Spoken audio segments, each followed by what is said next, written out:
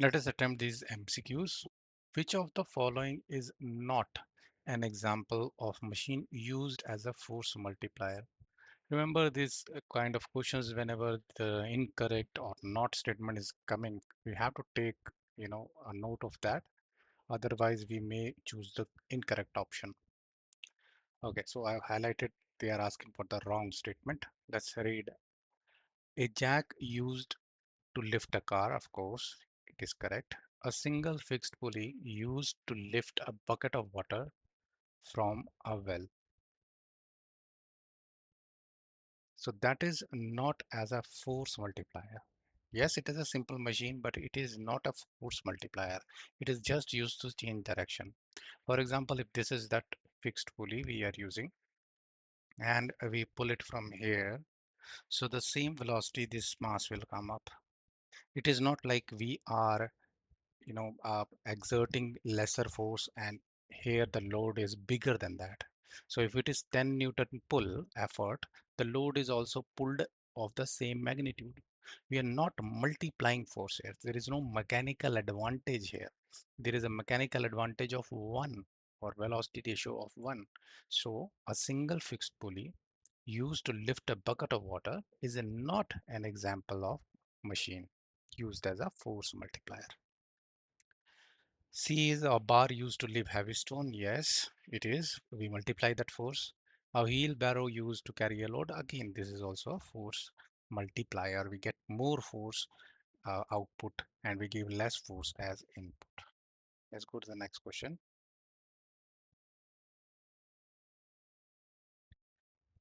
For an ideal machine, output energy is equal to input energy. You are right. So this first option is right. It can't be, uh, lesser than or greater than.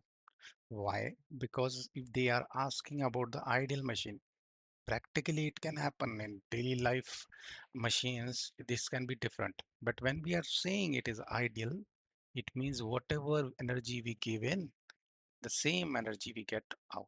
There is no loss of due to friction or due to air friction, due to sound. There is no loss like that. So that's why it's called ideal.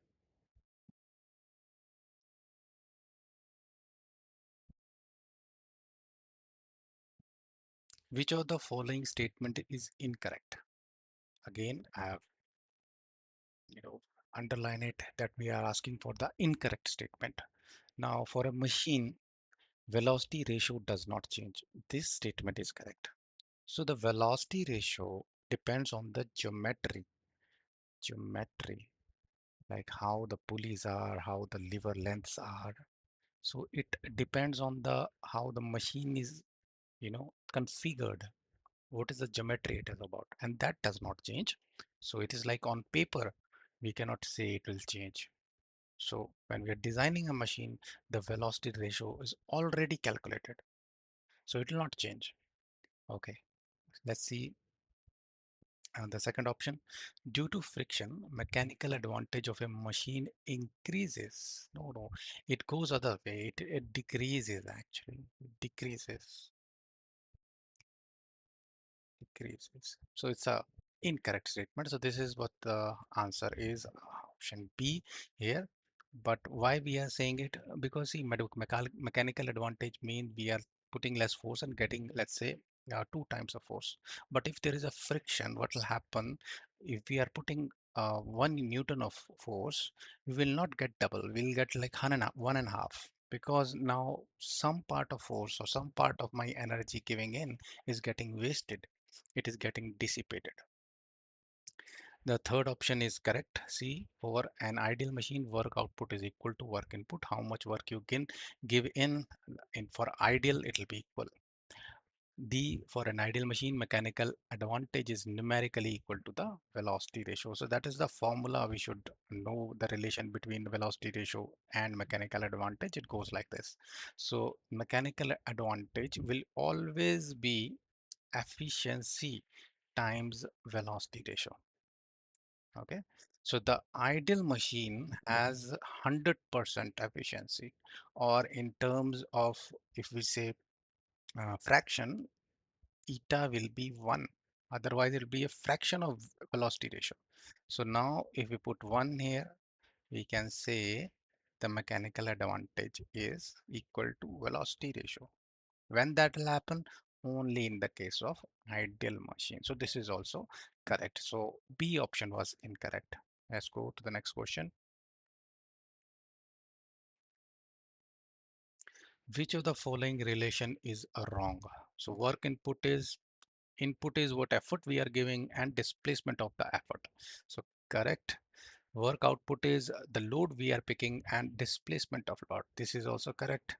Now efficiency is work input by output. No, it is just the reverse of that. So efficiency is how much input you give, energy input you can say, or work input you say.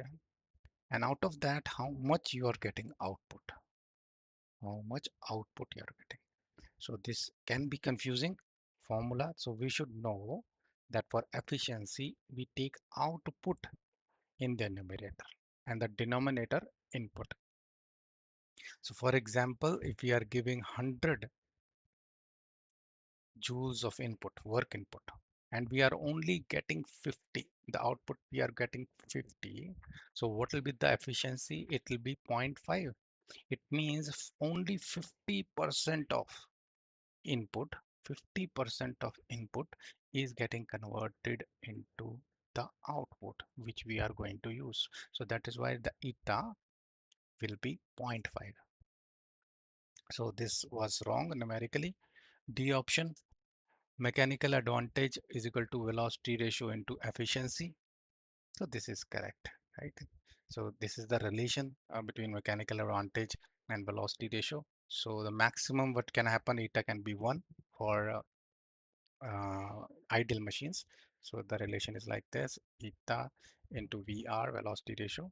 So this can go, this eta can go 1 as a maximum for ideal machine or lower than that till 0.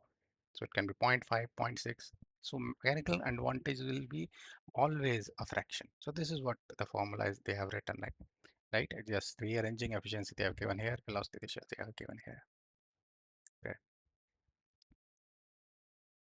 If the effort needed is less than the load, okay, then mechanical advantage of machine is greater than 1.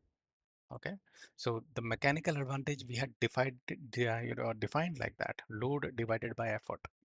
So if load is more, if load is bigger than the effort is less, so of course this fraction will become greater than 1.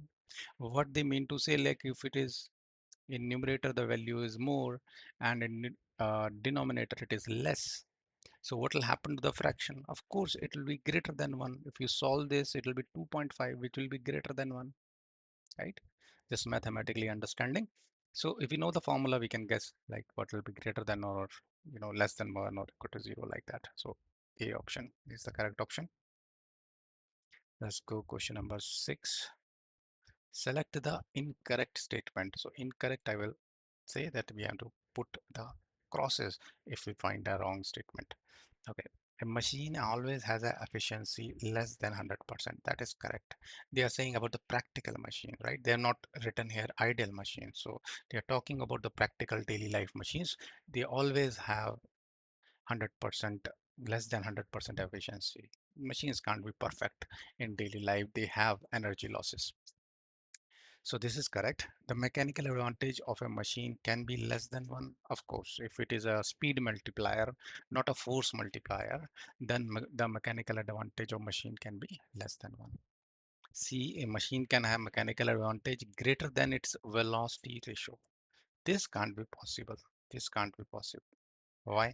It is defined, the ratio, the maximum it can happen is mechanical advantage can be equal to the velocity ratio. Okay, because if the idle machine is there, then this is 1, eta is 1. So mechanical advantage will be equal to the velocity ratio. But it cannot go more than this. Why? Because the range, the maximum value of eta is 1.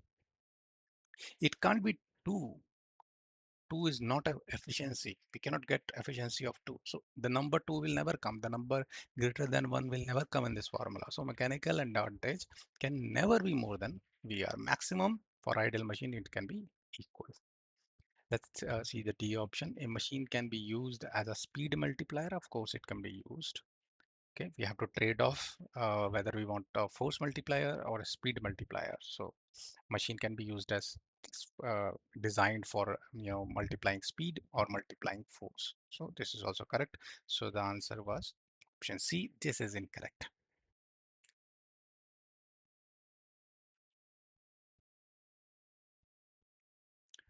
For the lever for which mechanical advantage is less than 1 has fulcrum at midpoint between load and effort, load between effort and fulcrum, effort between fulcrum and load and effort acting at the same point. So this is absurd. Load and effort acting at the same point will not happen. But let's see now what they mean by this. So first thing is they should write always, okay, for a machine which is having mechanical advantage always less than one. Okay, so let's think, yeah, they are talking about ideal machines, and then ideal machines when they can have the mechanical advantage less than one. So that can happen, let's say, so this is A, B, C. So what we have done is this is class one lever where you are putting effort here and load is picked up here. Okay, this way can go. Let's say you are putting effort here and you are picking up the load from here. So this is class one where fulcrum in between. Okay, so and here the load in between, that is class 2. And if efforts is in between then load and fulcrum, then we'll say it is class 3. So first thing we should know what are their different classes. Now think about it. If we know MA in terms of arm length, like for example it is an ideal machine, so the mechanical advantage we can think of as a velocity ratio. So it will be effort displacement or effort arm divided by load arm. So if you want it less than 1, what should happen? The effort arm should be very tiny. Okay, it should be less.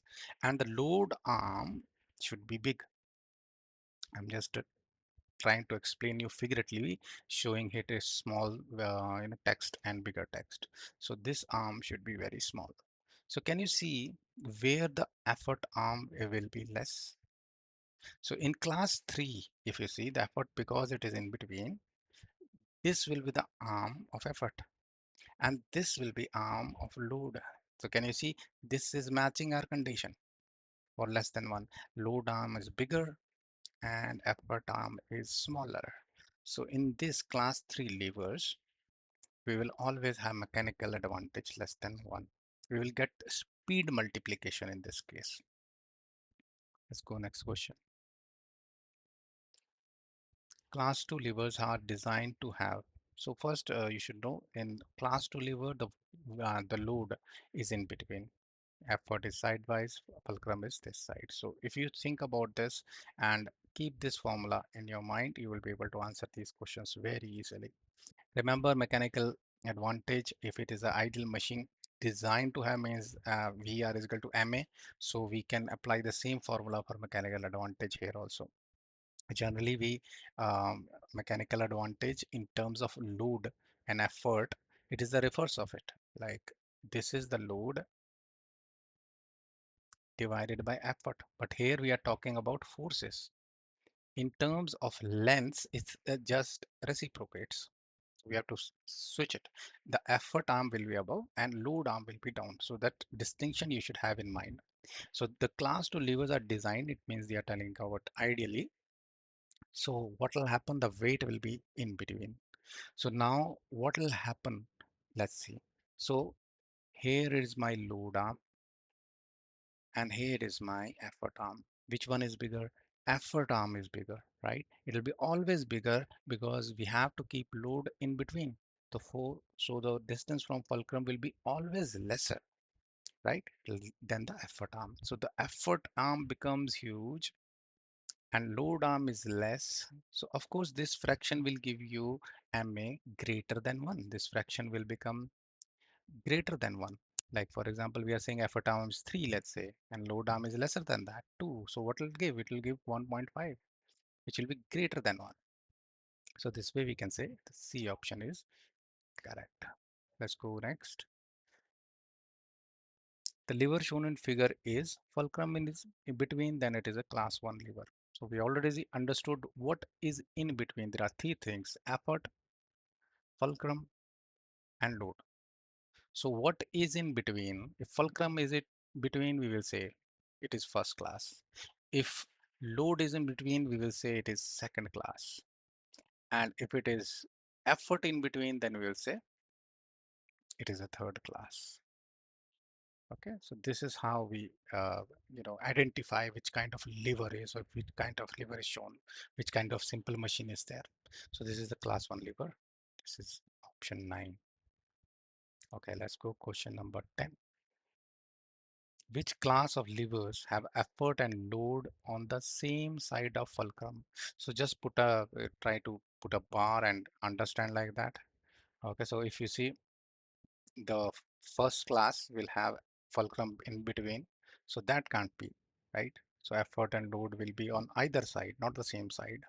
But if we see class 2, where the load is in between and effort will be on this side, and the second case, third, the effort will be in between in third class and load will be on the side. So if we see, they are on the same side of the fulcrum, or towards the right from fulcrum, this is also towards the right.